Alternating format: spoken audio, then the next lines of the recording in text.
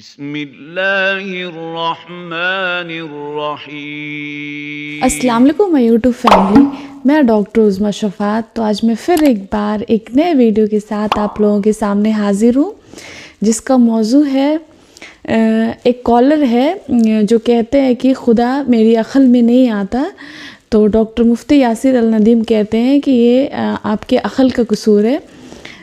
भाई डॉक्टर मुफ्ती यासिर अल नदीम वजीदी, तो बहुत सारे लोगों ने मुझे कमेंट में कहा कि आप उनको बहुत पसंद आया, माशाल्लाह से बहुत व्यूज़ भी मिले मुझे, और बहुत सारे ये सब्सक्राइबर ने मुझे कमेंट किया कि आप डॉक्टर मुफ्ती यासिर अल नदीम वजीदी साहब की वीडियो पे ज़्यादा रिएक्शन दें।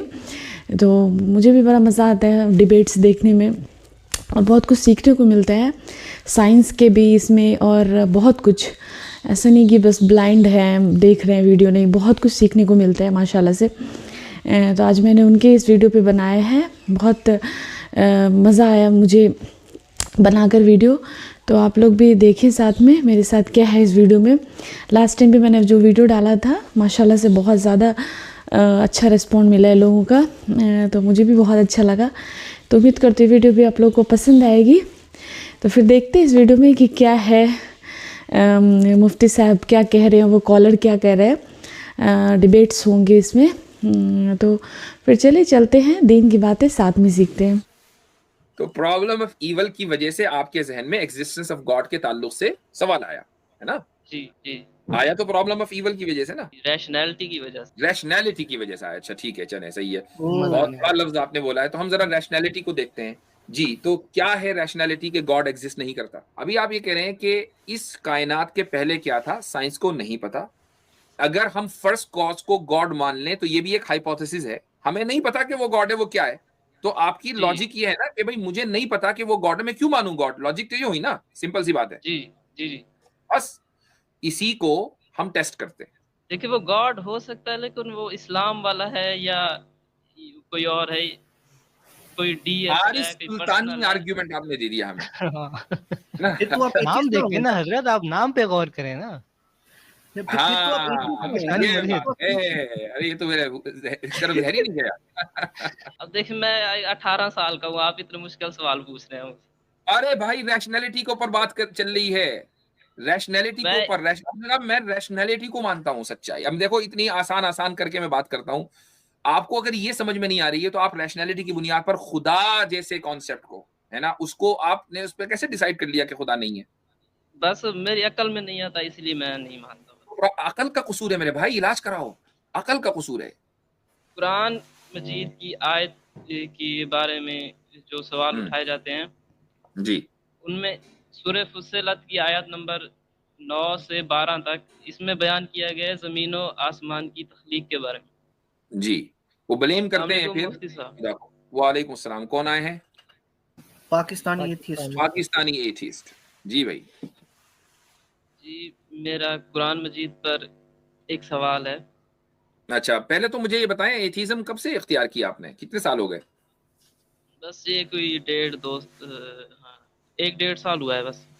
अच्छा, तो प्रॉब्लम ऑफ इवल की वजह से की क्या?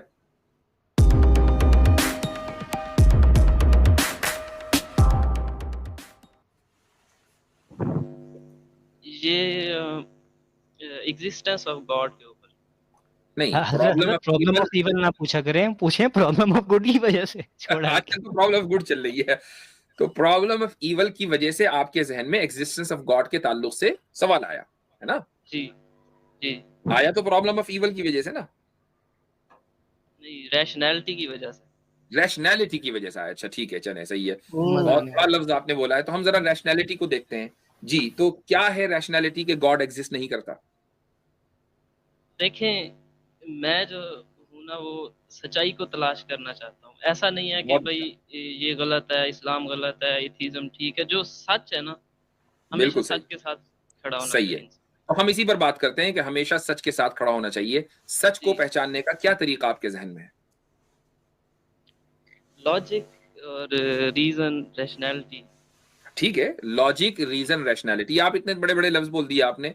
आप मुझे एक वाज़ेह अंदाज से बताएं कि मान लो एक सच है, लेकिन दो लोगों में इख्तलाफ हो रहा है, दोनों लॉजिकल बात कर रहे हैं, एक कह रहा है कि ये सच है, दूसरा कह रहा है सच नहीं है, दोनों के पास लॉजिकल आर्ग्यूमेंट है। अब कैसे मानेंगे, तो आर्गुमेंट को देखेंगे ना कि कैसे देखेंगे? कौन सा अकल में आता है उसको। वो मतलब आपकी पर्सनल अकल में वो कैसे आ रहा है? तो बाज मर्तबा एक आदमी की अकल में इमोशंस, उसके अपने इमोशंस की वजह से वो चीज ज्यादा अपीलिंग होती है, वो समझता है कि ये रैशनैलिटी है। अब कैसे आप सेपरेट करेंगे इमोशंस और रैशनैलिटी को? वो तो जैसे अपना दिमाग करेगा, अब इसमें क्या कर सकते हैं। मिसाल के तौर पर मैं आपको एक लॉजिक देता हूं कि भाई इस कायनात का जो हम ये इस कायनात के इन्फिनिट होने में कोई प्रॉब्लम नहीं है। इस कायनात को पैदा जब ये आई है 14 बिलियन साल पहले, उससे पहले एक दूसरी कायनात थी, उससे पहले दूसरी कायनात थी। मैटर हमेशा से एग्जिस्ट करता आया है, बस ये अलग अलग फॉर्म में सामने आ रहा है। जैसा कि हम आज भी देखते हैं अपनी आंखों से कि एक मैटर है, कभी वो किसी फॉर्म में आ जाता है, कभी किसी फॉर्म में। और वैसे भी लॉ ऑफ थर्मोडायनेमिक्स है कि matter and energy can not be created NOR can they be destroyed. तो ये सारी चीजें आपके सामने, तो एक लॉजिक है। तो आप इस लॉजिक को मानते हैं? जी मानते हैं, लॉजिक को मानते हैं। हाँ, इस वाली लॉजिक को मानते हैं? जी जी मानते हैं। Matter can never be created nor can it be destroyed, और मैटर जो है वो इन्फिनिट है। ठीक है, इसको मान क्रिएट लिया हो आपने? सकता है, मैटर क्रिएट हो सकता है। बिग क्रिएट हो बैंग के सकता है? बाद क्रिएट हुआ है ना। नहीं बिग नहीं, बैंग के बाद। बिग बैंग के बाद। अच्छा, बिग बैंग से पहले? वो तो साइंस को नहीं पता, तो हम क्या कह सकते हैं। तो आप साइंस को नहीं पता। देखें। मैंने इसीलिए आपसे पूछा कि एक साइंस में थ्योरी जो है मल्टीवर्स की है कि इस यूनिवर्स को कॉज किया दूसरे यूनिवर्स ने, इस एतबार से जो मैटर है वो इन्फिनिट है। जी, ये एक हाइपोथेसिस है, लेकिन ये कहीं ना कहीं मैथमेटिक्स या कैलकुलेशन में आता है। ठीक लेकिन है। इसके बिग बैंग से ये कह देना कि फर्स्ट काज जो है वो गॉड था, ये एक ठीक हाइपोथेसिस है ये भी। ठीक है ठीक है लेकिन ठीक है। सुन लीजिए एक मिनट। मुझे एक जी बात बोल। बताएं कि आपने गॉड के नॉन एग्जिस्टेंस की एक लॉजिक पेश की कि भाई हमें नहीं पता, ठीक? नहीं, जब हम देखें वो देखें, अगर हम फर्ज कर लें कि फर्स्ट काज जो है वो गॉड है, फर्ज कर नहीं, लेते हैं। अभी वो बाद में करेंगे फर्स्ट। बा- अभी आप ये चलें, कह रहे हैं बात तो कि सुन। भाई, नहीं नहीं, सुन लीजिए, अब स्टेप बाय स्टेप चलेंगे ना। अभी आप ये कह रहे हैं कि इस कायनात के पहले क्या था, साइंस को नहीं पता। अगर हम फर्स्ट कॉज को गॉड मान लें तो ये भी एक हाइपोथेसिस है, हमें नहीं पता कि वो गॉड है, वो क्या है। तो आपकी जी लॉजिक ये है ना कि भाई मुझे नहीं पता कि वो गॉड है, मैं क्यों मानूं गॉड? लॉजिक तो ये हुई ना, सिंपल सी बात है। जी जी जी बस इसी को हम टेस्ट करते हैं। ठीक, ये लॉजिक है कि मुझे नहीं पता, इसलिए मैं गॉड को क्यों, फर्स्ट कॉज को गॉड क्यों मानूं। तो क्या ये जरूरी है कि जो चीज आपको न पता हो वो मौजूद ना हो? देखें, मैंने आपको बता रहा था पहले कि फर्ज करें हम फर्स्ट कॉज गॉड रख लेते हैं। मैं किसी हद तक मेरी अकल में आता है कि फर्स्ट कॉज जो है वो था और कोई चीज थी। नहीं, हो पहले सकता इसको, है वो गॉड। पहले इस पर आ जाएं। इस उसूल को पहले हम सही कर लेते हैं। क्या आपका ना जानना किसी चीज के मौजूद ना होने की दलील है? ऐसा तो नहीं है? नहीं है, नहीं है, नहीं। नहीं है, ठीक है। यानी ऐसा हो सकता है कि आप नहीं जानते और वो चीज फिर भी मौजूद हो, राइट?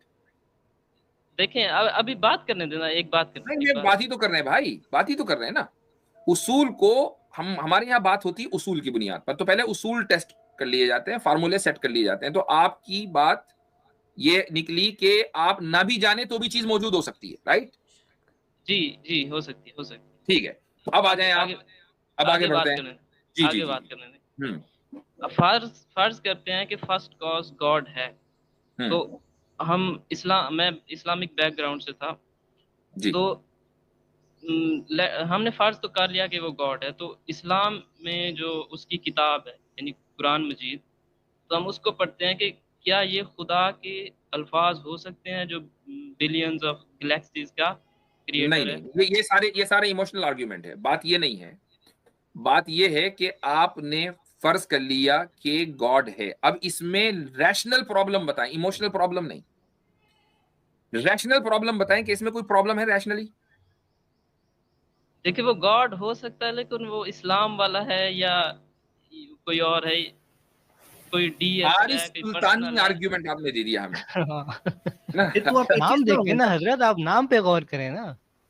फिर तो आप एथियस्ट ना हो गए पाकिस्तानी ना। ये फिर मुल्हिद। बात तो है। आप अरे ये तो मेरे कर्म जहरी नहीं गया।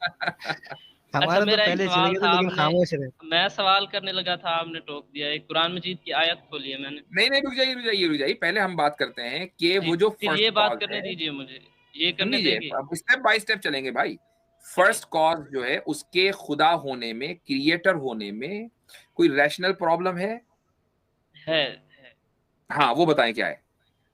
तो देखिए, वो कैसे हम मान लें कि वो कोई कॉन्शियस बीइंग थी, और वो थी तो वो कहाँ से आई ना, ये भी तो तो एक आपको पता नहीं प्रॉब्लम ना, है। आप तो पहले ही कह चुके कि आपका ना जानना उसके मौजूद ना होने की तो दलील है ही नहीं भाई। आप ये कहिए मुझे नहीं पता। हाँ, नहीं पता, लेकिन तो ना पता 99%। होने से ये कहाँ लाजिम आया कि मैं मानूंगा नहीं? यानी यानी ये तो तो आर्ग्यूमेंट फ्रॉम एविडेंस, इग्नोरेंस है ना। यानी आर्ग्यूमेंट फ्रॉम एविडेंस इग्नोरेंस है कि मैं चूंकि जानता नहीं इसलिए मानता नहीं। एविडेंस नहीं है ना सर, एविडेंस। एविडेंस ना होना किसी के मौजूद ना होने की दलील तो नहीं है ना। अब देखिए, मैं 18 साल का हूँ, आप इतने मुश्किल सवाल पूछ रहे हैं मुझसे। अरे भाई, रैशनैलिटी के ऊपर बात चल रही है। रैशनैलिटी के मैं ऊपर मैं रैशनैलिटी को मानता हूं सच्चाई। अब देखो, इतनी आसान आसान करके मैं बात करता हूं। आपको अगर ये समझ में नहीं आ रही है तो आप रैशनैलिटी की बुनियाद पर खुदा जैसे कॉन्सेप्ट को, है ना, उसको आपने उस पर कैसे डिसाइड कर लिया कि खुदा नहीं है? बस मेरी अकल में नहीं आता, इसलिए मैं नहीं मानता बस। और अकल का कसूर है मेरे भाई, इलाज कराओ। अकल का कसूर है। अच्छा, एक आयत आयत है मेरे पास जी, अगर आप नहीं, इसका वो जवाब दे। आयत रखी है अभी अपनी जेब में, बात अकल की है। आपने कहा मेरी अकल में नहीं आ रही, तो फिर हम अकल का इलाज करेंगे ना। अकल का इलाज आयत से नहीं होगा। अकल का इलाज देखिए होगा अकल से। देखिए लोहे को लोहा ये काटता है, आपका लोहा बिल्कुल बेकार है, अब हमारा लोहा हथौड़ा भर के बरसेगा आपके लोहे पर। आप इसका जवाब दे दें, हो सकता है मैं इस्लाम में वापस आ जाऊं, क्योंकि जी। कुछ आयत हैं। हम्म।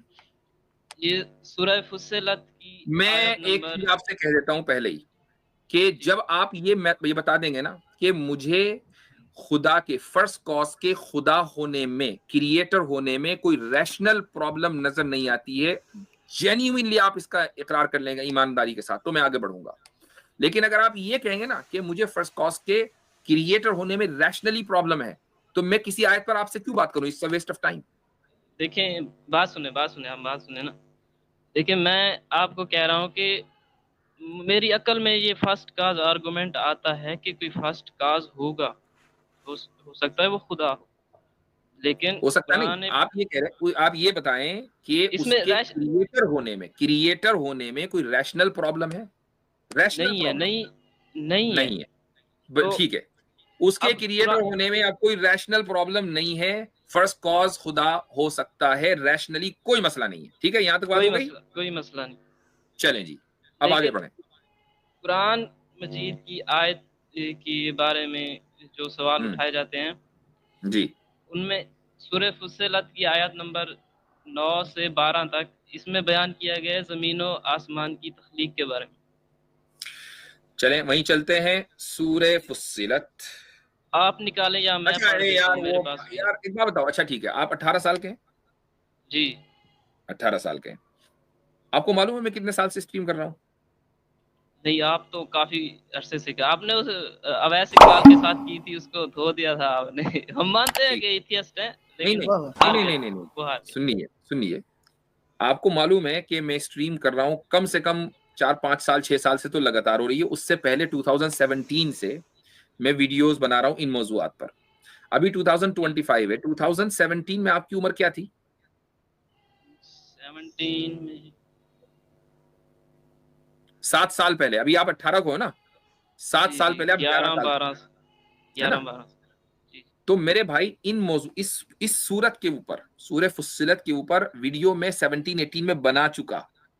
ठीक है, इन ये जो सवाल आप जब जिस वक्त आप गली में चड्डी पहन के क्रिकेट खेल रहे थे, उस वक्त मैं वीडियो बना रहा था इन मौजूआत के ऊपर, और मैं बात कर रहा था कि इसमें कोई कॉन्ट्रडिक्शन नहीं है, कोई प्रॉब्लम नहीं है उस सूरत में भी, सूरह फुस्सिलत में। आप ये तो अगर कहेंगे आप, ना कि भाई, आप ये तो कहेंगे ना कि भाई 6 आसमान है कि 8? नहीं, ये बात नहीं है, ये बात नहीं है अच्छा, इसमें। चलो आगे बात आप करते इसका हैं। जवाब दे दें, हो सकता है इस पर जो इख्तलाफ है मेरा, वो शायद हट जाए। ठीक, रुक जाइए, मैं उस सूरत पे आप सबसे पहले चलता हूँ। सूरे फुस्सिलत। नहीं, मेरे पास लिखी हुई है, अगर आपको हाँ नहीं, मेरे चाहिए पास होगी। भी है, आ जाए। ठीक है, ठीक है, ठीक है, ठीक। हम्म। I don't want Foxtail in my life. Is what I used to think before they came out with the buy two get 5 offer. Guys, the नहीं मेरे पास भी है, आ जाए। ठीक है ठीक है ठीक है। जी बोलूं? बोले, हाँ बोले। इसमें कहो क्या तुम इससे इनकार करते हो जिसने जमीन को 2 दिन में पैदा किया और बुतों को उसका मुकाबल ठहराते हो, वही तो सारे जहान का मालिक है। किसको? बुतों को, बुत, आइडल्स आइडल्स। ये हारिस सुल्तान से लेकर आए आप ट्रांसलेशन इसकी? नहीं, ये तफसीर इब्ने कसीर। हाय, ये तर्जुमा क्या किया इसने? बुतों बुतों को, कुत्तों को, बुत बुत आइडल्स आइडल्स आइडल्स। यहाँ पर कमाली हो गए। ला हौल वला कुव्वत वतजअलून लहू अंदादा। हाँ चले आगे बोले। और उसी ने जमीन में उसके ऊपर पहाड़ बनाए और जमीन में बरकत रखी और इसमें सब सामान्य मईशत मुकर्रर किया, सब 4 दिन, और तमाम तलबगारों के लिए यकसा। फिर आसमान की तरफ मुतवज्जा हुआ और वो धुआं था, तो उसने उससे और ज़मीन से फरमाया कि दोनों आओ, खा खुशी से खा ना खुशी से। उन्होंने कहा कि हम खुशी से आते हैं। फिर 2 दिन में 7 आसमान बनाए और आसमान में उसके काम का हुक्म भेजा और हमने आसमान दुनिया को चरागों यानी सितारों से मुज़य्यन किया। इनमें बताया जा रहा है कि ज़मीन पहले बनी और सितारे बाद में बने। जमीन पहले बनी, इसमें ये कंफ्यूजन है आपको कि अल्लाह ने पहले बोला कि उसने वजअल फीहा रवासिया मिन फौकिहा व बारक फीहा व क़द्दर फीहा अक़वाता फी अर्बाति अय्याम, कि जमीन के अंदर पहाड़ बनाए, उसमें बरकत दी और 4 दिनों के अंदर, और उसके बाद वो आसमान की तरफ मुतवज्जे हुआ और उसने कहा कि आओ तौअन व करहन। उन्होंने कहा हम तौअन आते हैं। फ़क़ज़ाहुन्ना सबअ समावात, और उसने 7 आसमान का फैसला कर दिया 2 दिन में। क़ज़ाहुन्ना, 7 आसमान का फैसला कर दिया 2 दिन में। अच्छा, अब यहां आप मुझे ये बताएं कि अल्लाह ताला आगे कह रहा है वज़य्यन्ना समा दुनिया बिमसाबिहा, कि हमने आसमान दुनिया को सितारों से सजाया, और हमने आसमान दुनिया को सितारों से सजाया, और हमने, ये जो वाव है ये किसी चीज की तरतीब को बयान करने के लिए नहीं आता है। ये मुतलकन यानी किसी दो इवेंट्स हुए, उन 2 इवेंट्स को बगैर किसी तरतीब के बयान करने के लिए आता है। मसलन मैं ये कहूं कि भाई आज हमारी स्ट्रीम में पाकिस्तानी एथिस्ट और इसी तरीके से गोदी मीडिया आया, वो क्या नाम था उसका, गोदी मीडिया वाला।